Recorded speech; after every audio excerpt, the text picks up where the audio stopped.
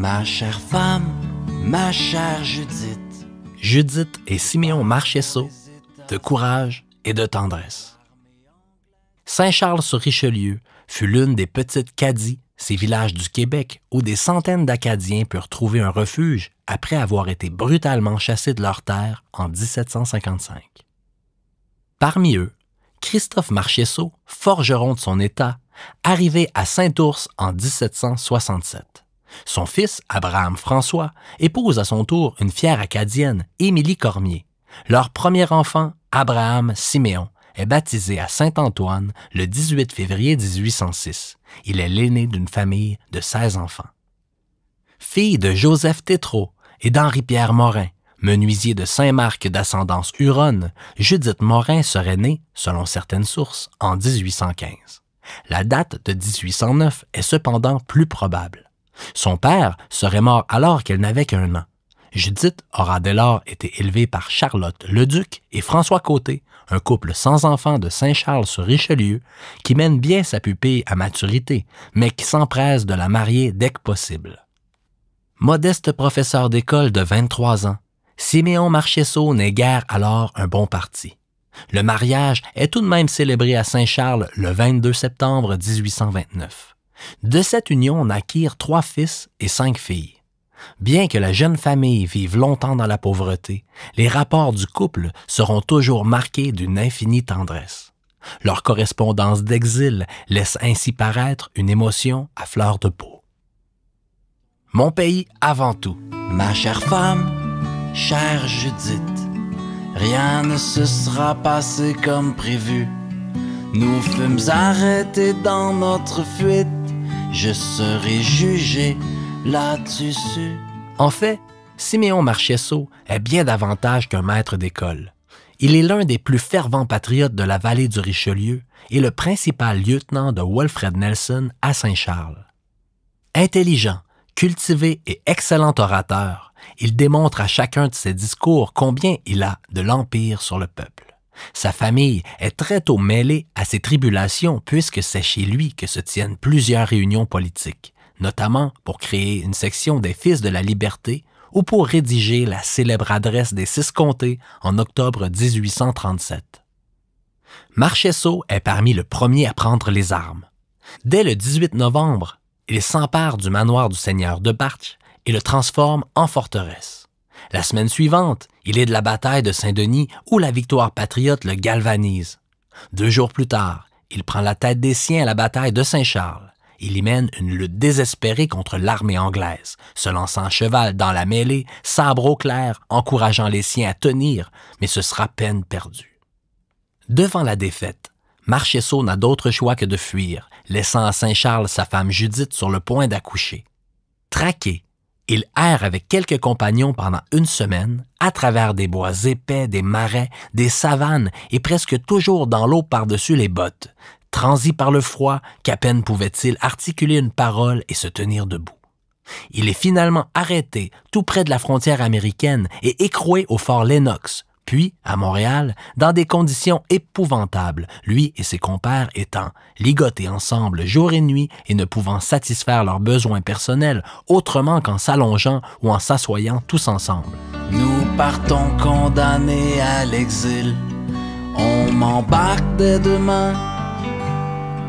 On m'envoie dans les îles. Les Bermudes. En débarquant à Québec en avril 1838, le gouverneur Durham fait face à un problème de taille. Marchesso et 422 autres patriotes moisissent alors en prison depuis 5 mois dans des conditions pitoyables, à peine nourris, ayant passé l'hiver à geler. L'armée s'était fendue en 4 pour écraser et incarcérer les patriotes, mais ne souhaitait surtout pas avoir à tenir des procès publics tant la justice avait été bafouée lors de la répression. Durham choisit donc la voie facile. Il propose d'amnistier tous les prisonniers en échange de l'exil des principaux meneurs de la rébellion. Il vide ainsi les prisons sans avoir amené de procès et obtient que les chefs avouent de facto leur culpabilité en reconnaissant avoir mal agi. À cette date, Siméon a pu revoir son fils Alfred, mais on lui interdit toujours de voir sa femme et son dernier-né, tous plongés dans l'indigence depuis que leurs maisons et tous leurs biens ont été incendiés par l'armée. Le 26 juin 1838, Marchesso choisit pourtant de se sacrifier pour les autres et signe l'avis de culpabilité qui le force à l'exil. Il écrit alors à Judith. « Chère Judith, je suis condamné à l'exil, je pars demain à 4 heures. Viens immédiatement si tu as la force de venir dire adieu à ton infortuné époux. Ne te chagrine pas, rencontre cet événement avec courage et détermination, comme je suis prêt à le faire. Soyons orgueilleux de nos souffrances et de nos privations. Martyr, pour avoir combattu pour les libertés de son pays, est le plus beau comme le plus noble des titres. Mon pays avant tout. » Ils seront finalement 8 braves à consentir à ce sacrifice. Outre Siméon Marchesso, il y a Wilfred Nelson, Robert Bouchette, Rodolphe Desrivières, Luc-Hyacinthe Masson, Henri-Alphonse Gauvin, Toussaint Hubert Godu et Bonaventure Vigée. Mais où seront-ils conduits? Là encore, Durham choisit la solution facile, l'île des Bermudes au milieu de l'Atlantique. Un petit rocher placé au milieu de la mer et à 600 lieues de ce que l'homme a de plus cher au monde, sa femme, ses enfants, des amis, les lieux qui l'ont vu naître. Les 8 s'embarquent donc le 3 juillet 1838 à destination de la colonie anglaise. Quand ils arrivent 3 semaines plus tard dans le port de Hamilton, le gouverneur de l'endroit est consterné et ne sait que faire de ces exilés canadiens que lui envoie son homologue du Bas-Canada. Il ne trouve alors rien de mieux à faire que de les installer à loyer dans une petite maison, les forçant à travailler pour payer leur pitance en attendant qu'ils aillent se faire pendre ailleurs. Marchesso et ses compagnons n'ont dès lors qu'une idée en tête. Amasser assez d'argent pour quitter cette île ridicule et payer leur passage vers les États-Unis, car ils demeurent bannis de leur pays. Ni la faim, ni les chaînes d'une tyrannie qui brûle nos domaines ne viendront à bout de moi, ne viendront à bout de nous. Aux États-Unis. Ce passage est accompli dès le 31 octobre au terme d'une traversée particulièrement éprouvante. Dès son arrivée aux États-Unis, Marchesso s'empresse d'écrire à Judith et de se rapprocher le plus possible de la frontière canadienne en séjournant tour à tour à Swanton, Champlain et Burlington, au Vermont. Souffrant de sévères problèmes de santé et ne parlant pas anglais, Marchesso s'en tire moins bien que les autres et doit accepter toutes sortes d'emplois pour survivre. Si je succombe sous le poids de l'injustice et de fausses accusations, j'espère au moins que mes enfants n'auront point à rougir de la mémoire de leur père et qu'ils pourront dire avec orgueil qu'ils sont les fils d'un homme qu'on a pu tenir dans les chaînes et sous les verrous, mais que son âme n'a jamais été esclave. Malgré ces demandes répétées, tout retour au Canada lui est rigoureusement interdit. Je ne puis être pire en prison qu'ici à ne rien faire et à m'ennuyer. Il se livre bientôt à la contrebande de part et d'autre de la frontière et en profite au moins une fois pour se rendre secrètement à Saint-Charles, y serrer dans ses bras sa femme et ses chers enfants. Excédé par cette clandestinité, Marchesso se rend à Montréal en novembre 1839 afin de plaider sa cause devant les autorités. Peut-être serai-je incarcéré, mais n'importe, je veux savoir. Il n'est pas arrêté, mais doit rebrousser chemin et demeure persona non grata, banni de son pays. La tyrannie en Canada n'a pas voulu reconnaître le droit indubitable que j'ai de retourner au sein de ma famille.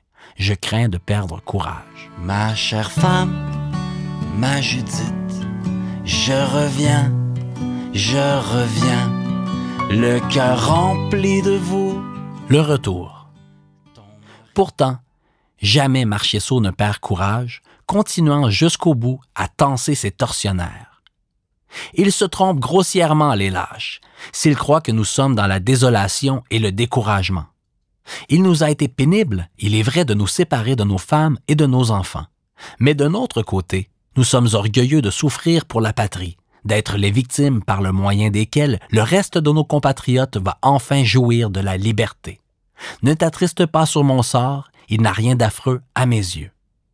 Finalement, Siméon obtient l'autorisation de rentrer chez lui en octobre 1840. Saint-Charles est désormais ruiné. Il choisit donc de recommencer sa vie et d'établir sa famille à Saint-Hyacinthe où il pratique l'honorable métier d'huissier. La chance tourne pour le couple qui trouve enfin un peu de quiétude. Ils auront finalement 8 enfants. En réalité, Marchesso ne se remettra jamais de toutes ces années de lutte, d'emprisonnement, d'exil et de misère. Il meurt prématurément à 49 ans le 8 juillet 1855. Les hivers rouges de 1837-38 représenteront une terrible épreuve pour des milliers de patriotes ainsi que pour leurs familles. Nul, cependant, plus que Siméon Marchesso, n'aura eu à faire face à d'aussi terribles choix, déchirés entre son dévouement envers sa patrie et sa profonde affection pour son épouse et ses enfants.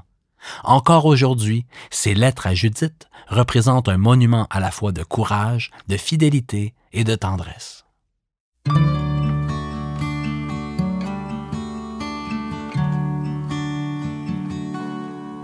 Ma chère femme, ma chère Judith, je pars pour les États-Unis. L'armée anglaise est à ma poursuite. Je t'aime, à bientôt, ton mari. Ma chère femme, chère Judith, rien ne se sera passé comme prévu. Nous fûmes arrêtés dans notre fuite. Je serai jugé là-dessus.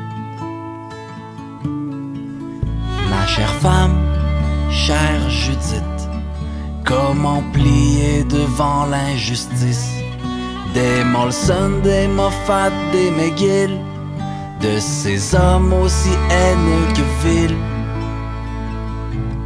Ni la faim, ni les chaînes d'une tyrannie qui brûle nos domaines ne viendront à bout de moi, ne viendront à bout de nous. Ma chère femme, chère Judith, nous partons condamnés à l'exil. On m'embarque dès demain, on m'envoie dans les îles. Nelson, Boucher, Belleville, des rivières, Godu, Gauvin, Masson, Vigée et moi-même sacrifions notre liberté au nom de tous, de la patrie blessée. Ni la faim, ni les chaînes d'une tyrannie qui brûle nos domaines ne viendront à bout de moi, ne viendront à bout de nous. Ni la faim, ni les chaînes d'une tyrannie qui brûle nos domaines ne viendront à bout de moi, ne viendront à bout de nous.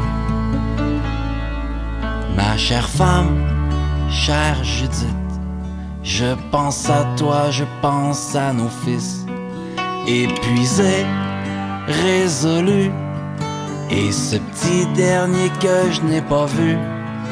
3 années loin de toi, loin de tout, et je reste amoureux, je reste debout, la tête haute à force de courage. Je tiendrai mon amour. Ni la faim, ni les chaînes d'une tyrannie qui brûle nos domaines ne viendront à bout de moi, ne viendront à bout de nous.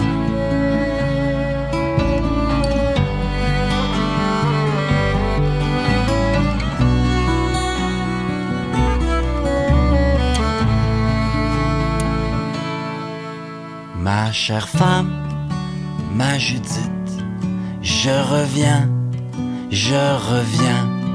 le cœur rempli de vous, ton mari pour toujours, Siméon Marchesso.